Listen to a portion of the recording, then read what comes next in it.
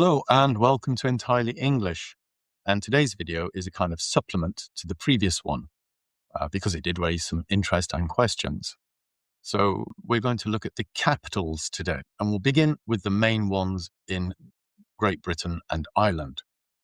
So here we have Britain and the British Isles, as we mentioned previously, and the capital of England and the United Kingdom is London here. The capital of Scotland, this bit at the top here, is Edinburgh. Again, notice the pronunciation, Edinburgh, even though it's spelt Edinburgh. It's Edinburgh. The capital of Wales is Cardiff, down here on the chin of the little pig's head. The capital of Northern Ireland is Belfast, here. And then not part of the UK, we have Éire, or the Republic of Ireland, with its capital Dublin, here. And then we have the islands as well. So in Jersey, just superimpose that there. You can see it's close to France. The capital is St. Helier. And in Guernsey, the capital is St. Peter Port.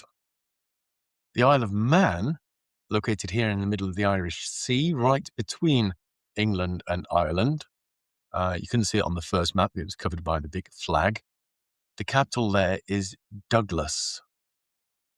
And the Orkney and Shetland Islands up above Scotland there, we have Orkney, the capital is Kirkwall, and the Shetland Island, the capital is Lerwick. Now, Jersey, Guernsey, and the Isle of Man are called crown dependencies.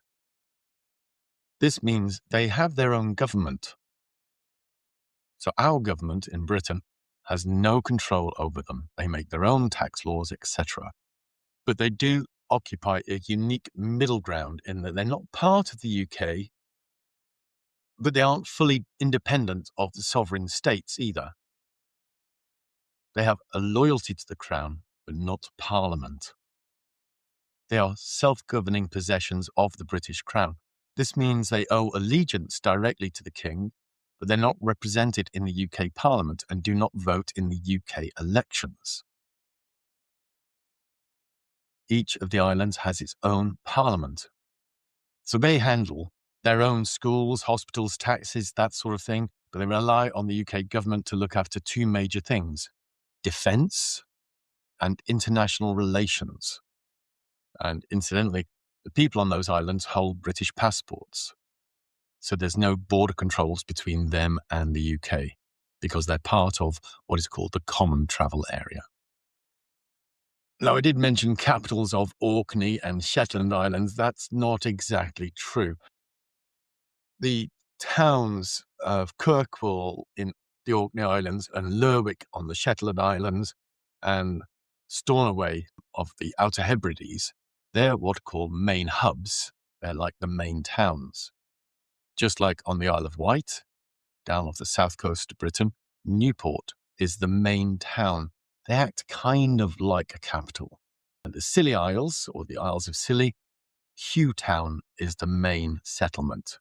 And on Anglesey, Holyhead is the main town. I mentioned that Jersey and Guernsey, the Isle of Man, aren't governed by our government, our parliament, but they do have allegiance to the crown.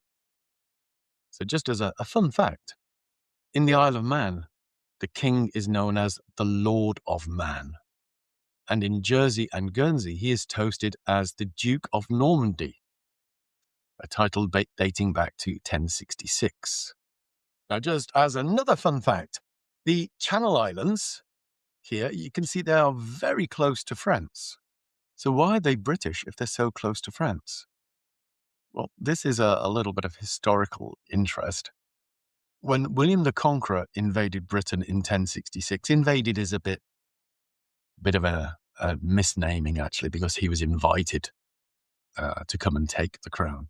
But again, watch the previous video to find out all about that. When William invaded, he was William, Duke of Normandy. So when he assumed the crown of England, he brought those lands with him. Over the centuries, England lost the rest of Normandy, but it did keep sovereignty over Guernsey and Jersey, and so they remain loyal to the crown. Obviously, like some places around the world, this causes controversy. Some French people say they should belong to the French, but this is an arrangement that was made nearly 1,000 years ago. Okay, so there you have it. There's the map again with our capitals and our major hubs or the leading towns of those small islands. I hope that was informative for you because we're going to have a little pop quiz now. Question 1. Which city is the sovereign capital of the UK?